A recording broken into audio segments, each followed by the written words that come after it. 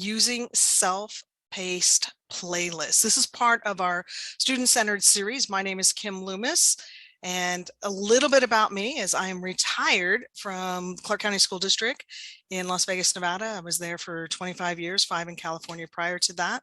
I did write a book. It's called Think Outside the Box, because that's what I always tried to get my colleagues, local administrators, and my peers to think outside the box, especially when it comes to digital learning and blending both digital content with classroom teacher instruction.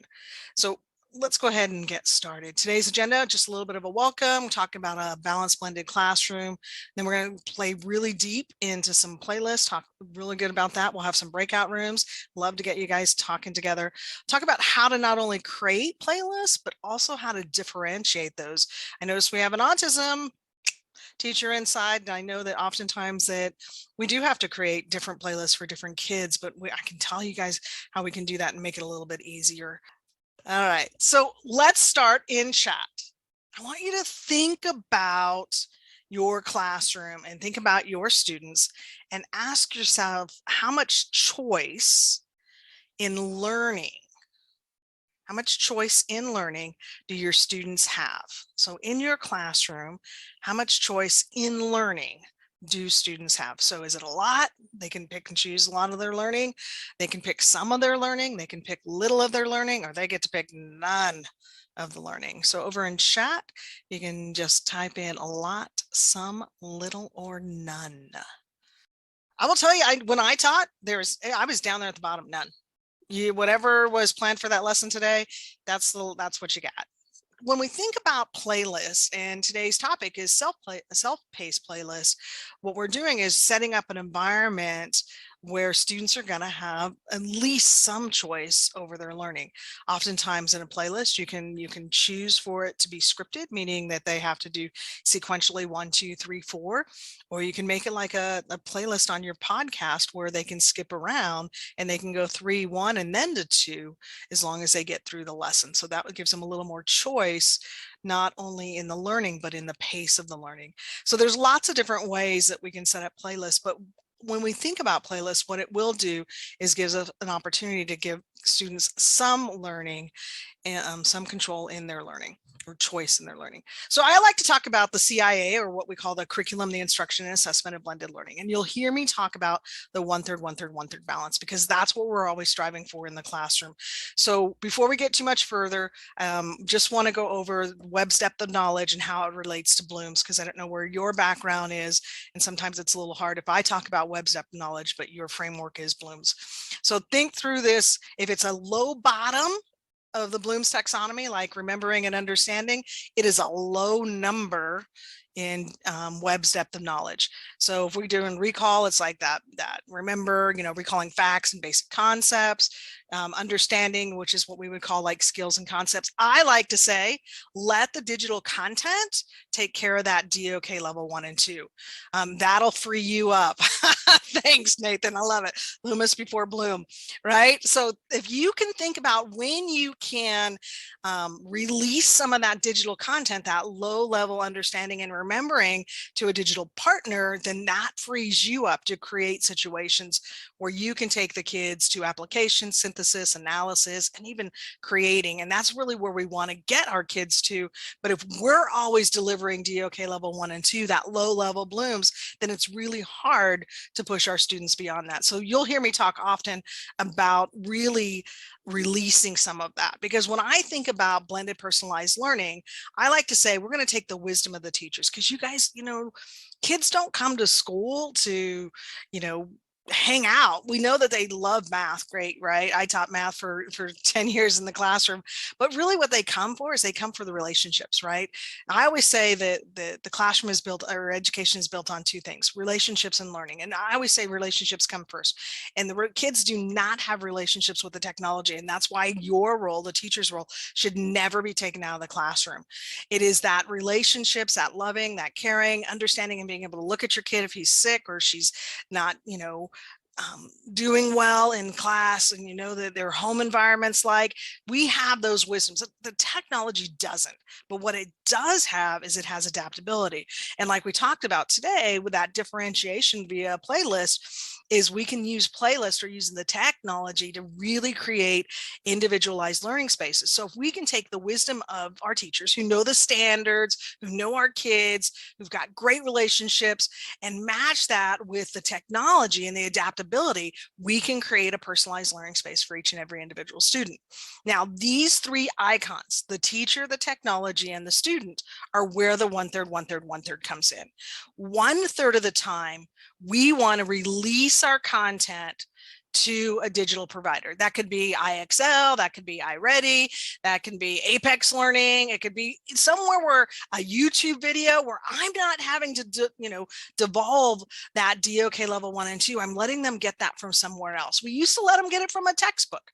Now what we want to do is we want to make it engaging, and the technology is able to do drags and drops. They have little celebrations, lots of little penguins dancing, all kinds of really cool things. So let's let 1/3 of that be carried by the technology. 1/3 of the time we get to carry, and that can be in whole group, that can be in small group, that can be on one-on-one, but we're going to carry the instruction, and hopefully it's going to be that higher order Bloom's taxonomy up in that analysis, evaluation, creation, because we're going to be creating and getting those kids to higher level DOKs, or what we like to say 3 and 4. And 1/3 of the time we want to be quiet, and we want the tech to be quiet, and we want the kids to lead, right? So 1/3 of the time we want that peer-to-peer interaction. That's the time where they might be using technology to create something, which is really, think about that. That's the high level of Bloom's taxonomy. So 1/3 of the time letting that happen. So our 1/3 tech, 1/3 teacher, 1/3 student. Now the hardest part, this looks really easy, but the hardest part about this is when you look at that equation or those numbers, you'll notice that 2/3 of the time the teacher is taken off the stage. 2/3 of the time you get to do teaching by walking around, which is ideal, because when you're teaching by walking around, then you get a better relationship for your kids. You get a better feel for their understanding. So think of it that way. And when we release to technology or to our students, we get to do that teaching by walking around that allows us to create stronger and better relationships. So you'll see me talk about the CIA of blended learning. Even though I say curriculum, instruction, and assessment, which are the foundations of every classroom, no matter grade level, all the way up to colleges, or it doesn't even matter if it was in the 1900s, like my aunt when she taught in 1930s, 40s, and 50s, right? Or when I taught in the 1990s. But today we have this new tool, we have this technology. So we want to use digital curriculum. We want to change our instruction to be more guided, and we want the students to have an opportunity to create authentic assessments. So when you think of CIA, curriculum, instruction, and assessment, I want you to think about these qualifiers: digital curriculum, guided instruction, and that's exactly what a playlist is, an authentic assessment. So again, that 1/3, 1/3, 1/3. So today I like to use the triple Venn diagram, but today we're going to really focus in on the third about the teacher. This is how we guide instructions. We're going to use a playlist to guide the instruction. So we're going to be doing all of our work not in the classroom. We're going to create the playlist during a prep or sometime, outside of the classroom, so that we can do our teaching by walking around. When we create that playlist and we give it to our kids, now they get to lead, and we'll get to do the teaching by walking around, but that won't happen until we do the guided instruction. So think about your classroom. When you're introducing new content, and remember, I always said I'm a big fan of letting technology cover that DOK level 1 and 2 stuff. But when you have new content, there's a couple of ways that you can get new content to your students. You can do it, right? And then the student is doing audio and visual consumption. You can have a textbook do it, and students are having to read comprehension level. You can have technology do it, where oftentimes we have multimedia, from video to drags and drops to all kinds of animations and stuff going on. So when we're creating playlists, start thinking about how do we want to introduce new content, and especially if it's at low level stuff. If it's something that I can partner with digital content, like a video. Even if I created the video, I can release my students to learn without me having to stand in front of the entire class. So start thinking about where you get new content and how you can find it and partner with it in a digital capacity, so you can use your playlist. For that to happen, though, is we have to have a shift in practice. So we've been fortunate that we got to play a little bit I hate that COVID kind of threw us into technology, but what it did do is it started us thinking about how to partner and use technology in a quality way. So we're going to start moving away from that teacher-centered classroom where we're doing all the delivering of the content, we're doing assigning of all the activities, and we're doing all the assessment of students. When you have a learning management system or you've partnered with a digital content, be it, iReady, Apex, even Canvas, right? Then you can change some of that around. It can deliver the content. It can really lay out some of the lesson plans. So what does that do is it changes the environment into a student-centered activities, right? So they can have choices in activities. Like if they needed to practice facts, right? We'll go to third grade having to learn our facts, multiplication facts. I might have kids that are on 3s. I might have kids on 5s. I might have kids on 7. So I don't want to always just have kids doing multiplication of facts. I really want to have those choice of activities of the level that they need. And I can do that when I partner with digital content to personalize the learning space. And that allows our students then to take responsibility and assess, because you're not going to have a kid walking in and saying, hey, I'm ready for 9s. And they haven't even figured out how to do multiplication facts of 3s, right? So now they're having to take some responsibility and they can assess themselves. And when they start taking ownership, helping our students take that ownership and letting them start driving the learning environment. So that's what a playlist does, is helps us move from a teacher-centered classroom into a student-centered classroom. Now, keep in mind, in the 1/3, 1/3, 1/3 environment, we are releasing to our students. So what we're really doing, believe it or not, is we're helping students build those social emotional learning capacities. We're asking them to be able to self-manage. We're asking them to be responsible for decision making. And oftentimes, if we are collaborating and having them do peer group, we're asking them to really understand how to work in those social environments. Sometimes we create playlists that don't have social environments. I'm a big fan of always one piece of my playlist is going to have a social. Just like in here, we're going to have a breakout room. I think that there should always be some social component of it. Now, as a teacher, as a guide on the side, we are going to create the path, right? I always say, look, when we think about learning in the classroom, my role as a teacher is to create a roadmap, to create a guide of how to learn there. And it's the student's responsibility to take the path. It's their journey. And if you've ever been on a hike with kids, some kids like to look at bugs. Some kids like to pick up the grass. Some kids are looking up in the sky at the birds. It's still the same path down the trail, but kids have different ownership and different focuses. And so with our playlist, we can create that path and help them get through it. And plus, the cool thing is if we need to, we can pull a small group. We can do that teaching by walking around and work one-on-one with our students. So keep in mind, when you partner, not only with digital content, but when you partner with your students, you're helping them not only be better learners, and you be able to get more data on them by teaching by walking around, but they're building those social emotional capacities that we want our students to have, and not only us, but of course the businesses want us to have. All right, I'm going to take a moment out and I'm going to show you guys a video. I love this video. So as you're watching this video, think about choice. We've been thinking about choice and how much choice students have in the classroom. Think about this. We've got some stairs and we've got an elevator. Let's talk about choice.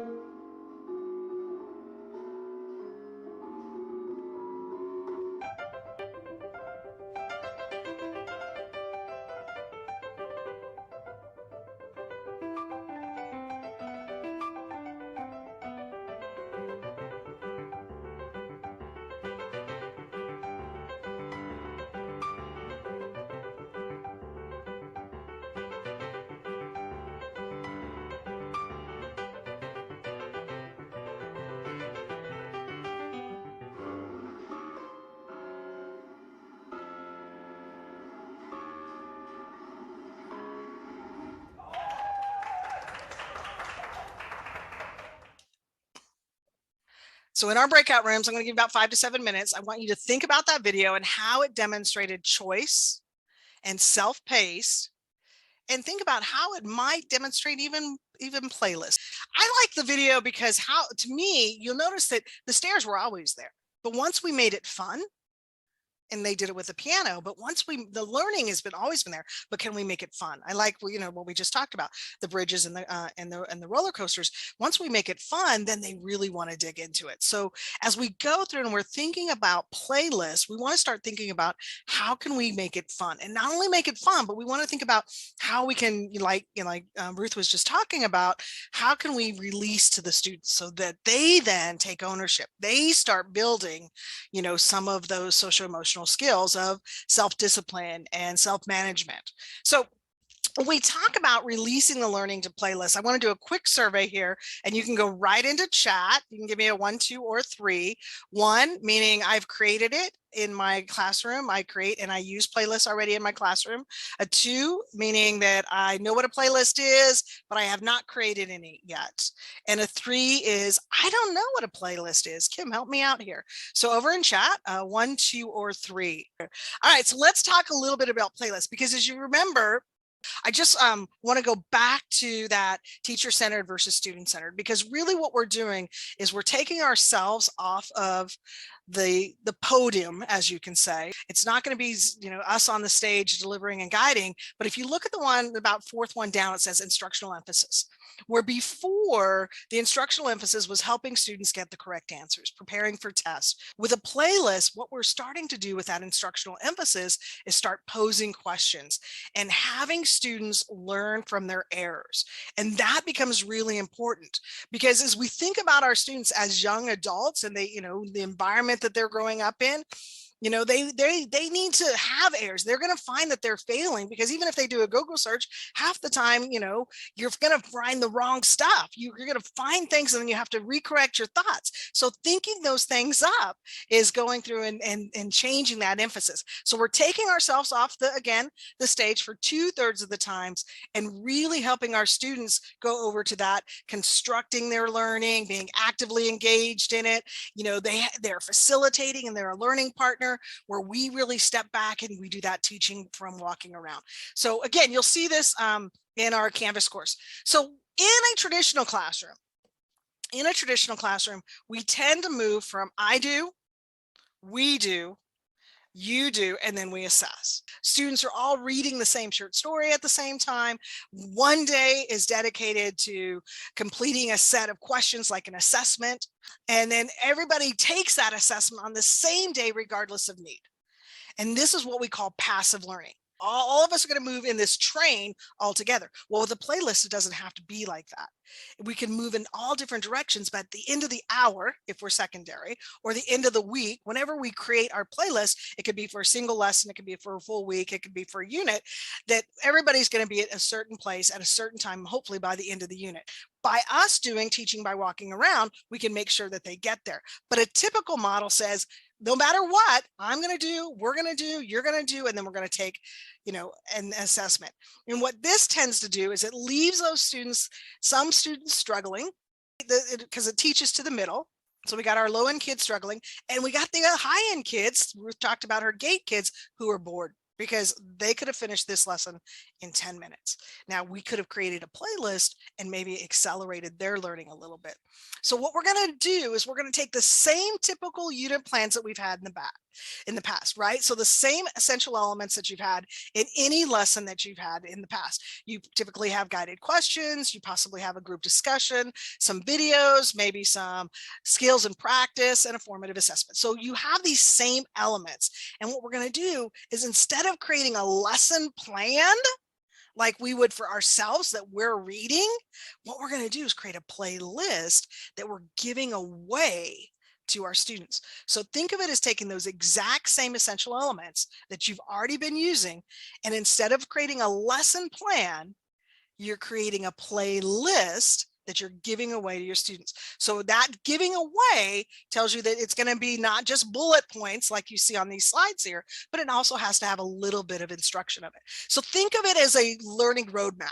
So what we're doing, and you've probably seen, and if I probably use the word hyperdocs, maybe some of those numbers 3, 2, 1 that we did earlier, they might have changed, because sometimes you'll see these called hyperdocs. I get worried when I see hyperdocs that are just bullets. A playlist should have instruction as well. It's an instructional tool that fosters independence, that allows for choice and can be differentiated based on need. The cool thing about it is students can work it at their own pace. I've seen some quality playlists that have, 6 or 8 things that they have to do, and at the end they have a may do. So those kids who get done early, they may go work on Prodigy Math.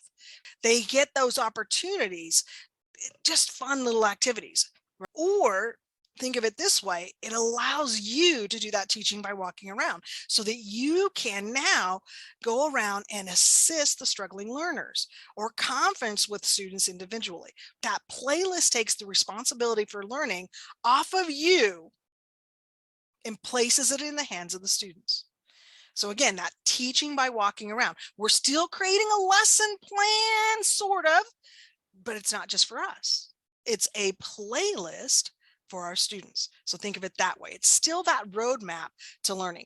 So the elements that it'll have, it's still, you want to introduce the purpose, just like you would in a typical lesson, right? You want to build in some choice. So sometimes the choice could be everybody has to do all 3 of these activities. I don't care which one you do first. That is an opportunity for choice. Or inside your playlist, it could be, I need you to read an article, and you have a list of 3 articles that you want them to read, and they can choose one of those 3 articles. So that's where the choice can come in. It can come in as a single element. It can come into your playlist. It's a variety of ways that you want to put those choice in there. Now, it should include a mixture of online and offline activities, right? It should not be completely technology, because then you're not going to have, like we had here, where we got to do the breakout room. You want to have that offline activities where they're having to collaborate and brainstorm with their neighbors, or maybe do some hands-on activity. But what you really want is to flip your instruction so students can self-pace. And that again puts you in a position that you can do teaching by walking around and do some one-on-one and really help guide those students through it. Now, you'll notice in this example playlist that we have over here, which comes from Catlin Tucker's blog in 2018, she has a yellow line right in the middle of the bottom here. And this is what she calls Tucker time, where she has the kids actually come in and have a built-in checkpoint. So they get to do 4 different activities. They're even numbered here, 1, 2, 3, 4. And then that 5th thing is, I want you to check in with me. Well, we can do the same thing in Canvas. We can create a playlist inside of Canvas and have some type of check-in or a small quiz where the kids are checking in with us that they have to do those types of things. So think about how you can do that, but don't forget to incorporate some online reviews, some games, or some quizzes, something that where kids are at any given day or any given time. So what we're doing is creating student ownership. And again, this is where we get into our SEL components, because the shift is from the responsibility from us delivering content to the students consuming content, right? The students are given the lesson plans, we just call it a playlist, and they have all the materials right from the start. So again, it's not going to look like the lesson plan that you would normally do for yourself, which has a bunch of bullets. This has to be pretty clear in design so that the kids know how to work through it. And the students work through that assignment at their own pace. Now, you should set a minimum due date and or have some check-ins so that you know that kids are progressing. And this allows you, like it says here at the bottom, the teachers get more time to do that teaching by walking around. You can go to those kids that that need that help to just get started. And even in your playlist, you can say, let's do number 1. And you've got those smarter kids that you might say, hey, what I want you to do is I want you to start with number 3, right? You have a way to do some differentiating in there. And you're being able to notice when students have confusions and when they need to connect with other students and students' strengths that you might not see before because you were so busy standing in front of the room. Now you're down on your knees and you're with the kids eye to eye and really, really seeing where they're going because you're in that 2/3 stage of teaching by walking around. All right, so how do you make that? Again, it's like a lesson plan, but we're giving it away to the students. If you go to hyperdocs.co, There's these teachers that created this great place, and you can search lessons that are already done. Now, those of you that are new to playlists, if you find one in there and you're saying, oh, we were talking about multiplication facts in third grade, there's probably a playlist on multiplication facts on third grade. We were talking about probably building bridges. I remember Ruth was talking about that. I'll bet you there's probably a playlist on some of those things. So in here on hyperdocs.co, you can go in and search. This link is also in our Canvas extension, guys. So don't worry about writing this down now. It'll be in our Canvas extension. When you're creating playlists, though, if you're brand new, I'm going to say go to hyperdocs.co. There's tons of other examples inside of our Canvas extended course where you can see different playlists from elementary, middle school, high school, from subject areas of math, science, social studies, English, all kinds of different ones that you can borrow their templates, or you can just even use their playlist. Just try one out. But if you're going to build one, start small. Start with a specific standard or possibly a unit. Break it down into a series of tasks. Now, in your normal classroom, you have transitions. So think about what are those transitions going to look like. If you want to have a check-in point with a small 3-question quiz inside of your Canvas course, or maybe on a flip grid that you want them to do, something that helps you to have those transitions. And it doesn't have to be linear. It can be, don't get me wrong. You can say 1, 2, 3, check in, 4, 5, 6, check in. You can do a linear one, or you can just do, here's a red, blue, green. Red, blue, green. You start anywhere you want, and that gives them the choice to choose. Oftentimes it's easier. Think about when you were making lesson plans. We're so used to linear that we've done linear. So we're probably thinking linear. But those of you that were in the 2s and the 1s, look at some of those where you can really mix it up, and you can start thinking about, how can I create a playlist that gives choice on order? They all just need to be at a certain place at a different time, or at a specific time. The second bullet here is making sure that we have learning opportunities through different media. So that includes text, video, podcast, articles, even peers. So make sure that there's lots of different media on how they're consuming learning. And I'm a big fan, as you saw, with the teacher, the tech, and the student. I like to use icons and symbols. And if you've been in my Canvas course, which a good quantity of you guys have been in a lot of my Canvas courses, they're actually set up as a playlist. It's a learn, grow, show playlist, right? You'll learn a little bit about the content, you grow it in your classroom, and you show or you demonstrate it. That really in itself is a playlist. But you'll also notice inside my Canvas course, I like to use icons and symbols for references.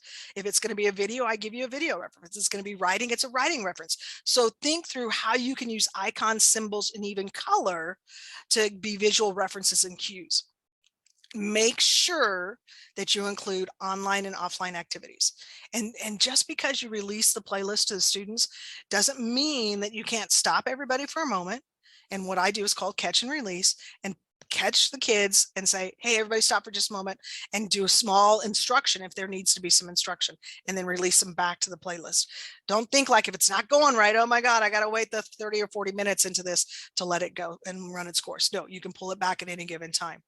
All right, so backwards design. Think about what are the big ideas and the skills that you want to do. How can I break that down? But I want to think about, what's the assessment? How do I know that the kids learned this content by the end? Is it going to be a quiz? Is it going to be a ticket out the door? What's going to be acceptable evidence that shows me that the kids not just did the playlist, but actually learned something? Because you and I know a playlist can be like a checklist. Click, click, click, click. I did all of this, but I didn't learn anything. And we see it all the time. Kids read chapters in a book and they have no comprehension of it. They've read the chapter, but they don't comprehend it. So we want to make sure that there's some culminating assessment task as well as the learning events. But notice the learning events is the last thing. We want to think of the big ideas. How do we know that they're learning those big ideas? Okay, now let's put the learning assessments together. So here's some suggestions on what you could put. Watching an instructional video. It could be your video. It could be a YouTube video. It could be any type of instruction video. You can have kids have online activities as well as offline. So they can do sorts and draws and have manipulatives. They can take an online quiz, or it could be an offline quiz. You can have adaptive skills practice like an IXL or maybe Khan Academy. You can even have pair practice. Games. I love putting games on your playlist. I love it at the end as an extension because, there's some kids, they get done early and other kids who don't. And so we can have some of those games at the bottom there. And then you can actually ask kids to create products, right? Videos, infographics, podcasts, blogs, all kinds of different things you can ask your kids to create. But they're creating something, right? Peer evaluations, conferencing, side-by-side assessments. Make sure you get those offline small group stuff. You could actually even have them do a sorting in a small group. So think about what that playlist can be. And it could be small. It could be 3 things. It doesn't have to be long and lengthy. In the hyperdocs.co, they give you some examples, and this is an example from hyperdocs.co. This is a template that they've set up with engage, explore, explain, apply, share, reflect, and extend. Okay, doesn't have to be this long. Look at Kim's playlist inside of Canvas. Learn, grow, show. That is a playlist. You learn about some content, you grow some content. And if it was in a classroom, I would have a grow part where they're showing me that they've been able to apply it. And I would have an area where they're working together.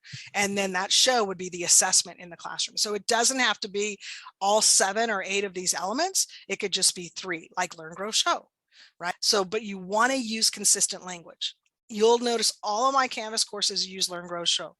So again, consistent language, notice that they have icons here. Those are really good to help kids, to help them know, oh, I got to get a book this time, or I'm going to watch a video. I need to have my pencil out. Color variation usually helps, especially with our littles, right? If they know that, oh, we got to do blue, then green, then yellow, whatever those case may be. I always say start with a template that you already see out there. Hyperdocs.co has a bunch of them. You're going to see tons of them in our Canvas course, from slide decks to Google Slides to a variety of different things. And like you've seen in my Canvas course, there are 3 pages in Canvas. There's a learn, grow, and a show. You can borrow somebody else's and try that, or you can start from scratch. You have a variety of ways to start here, depending on your level. You guys gave me your 1, 2s, and 3s. 1s, then if you're a 1 and you've already been doing some playlists, think about how you can extend that, what that can look like. And that might be with differentiation, which we're going to talk about here in a moment, right? So think through what that could look like. So again, it could be Google Slides or Docs. Some of you, I don't know, in Clark, I think they took away your Google Classroom, but you could be in Canvas as well. And notice in Canvas, they just link it to a Google Doc that is basically the playlist. So that Google Doc that you see on the far left there would be just the link there at the bottom. So let's talk about how you can differentiate with your playlist. So those of you that were in the 1s and the 2s, or if you have a wide variety of classrooms, I'm going to say if you're brand spanking new, you may not want to try differentiation just yet. But let me tell you how you can do differentiation. Now, remember, there's a variety of ways to differentiate. You can differentiate by content, by assignments, assessment, or path. We're already chunking the learning. And we're already creating a playlist, or what we would call a lesson plan, that we're giving away to students. So we can think about the content. Maybe because the content is, all of our kids are at different reading levels, the content can be the same type of content, but it might be in a different lexile. So it could be still on Columbus's, trip to America, but they might be different lexiles because I'm just changing the content. Right? Or it might be in assignments, because I know I have those higher order kids and they need a higher order assignment. So in their playlist, when it gets down to the show part or the assignment or the assessment, I might have something that's stronger and harder for them to do. Now, the way to do that is to create a single playlist. Start with your one playlist that you want to do for that lesson, for that unit. And then you can copy it and then just change it for different levels. So Ruth, I know you were talking about your GATE kids. Now they're probably all accelerated, but if you didn't have all accelerated in your traditional classroom, you do have your bluebirds, your redbirds, and your greenbirds, right? So you could change the lexile levels. You can limit the choices. So you might have created a playlist of 5 things, like we saw earlier, the engage, explore, blah, blah, blah. And I might give my low learners, I'm only going to give them the essentials. They're only going to get 3 of those 5. Right? They're going to only have to do 3 things because I know it's going to take them longer. I can add in supports, but be careful, because oftentimes I see people add in supports on top of the playlist, which now lengthens the time to get it done. So limiting the choices and adding in supports is a good way to keep your time constraints together. And as we talked about, your higher order kids, think about how you can create extended learning opportunities on those playlists to differentiate it. Again, create one playlist and then you copy that and then you can change it for different levels. So that's kind of how you differentiate. So think about your digital content, or you can do a teacher recorded instruction, right? You can use software and games as skills and practice, Flipgrids for a way for kids to connect. I love Edpuzzle, especially if I'm going to throw in a video. Just make sure that the kids not only watch the video, not did they consume it, but did they understand it? So that's a great way to do it. I can put in varied questions in there. Pear Deck's a great one to do. You guys probably have done Pear Deck as well as Nearpods, and you could do the same thing. You could create a Pear Deck or a Nearpod that you release to your student, but you could pare it down, making it smaller for some students because you know it's going to take them longer, but it's really just the essentials, and keep the longer one that has the higher order stuff for the higher order kids. So think through what that can look like under the differentiation as well. But again, our job is, let's just start with trying one, right? And if you want to just try one, that's what our extended workshop is. And here it is as a playlist. All of our workshops have been playlists. You learn a little bit about what's going on, you grow it in your classroom, and then you demonstrate it, you show it. If I was to do a learn, grow, show in a classroom, I could do a learn DOK level 1 and 2 using videos or digital content or articles, sending kids to different places, instructing them on what I need them to do. And I can do a video to do that, or I can write out the instructions. And then in the grow section, I might have the kids show or demonstrate that they've understand it. And here's where they apply some of those contents, right? It's not really the mastering. That's where the show would come in, is I want them to show mastery, but to grow it, I need to do some practice. So anybody interested?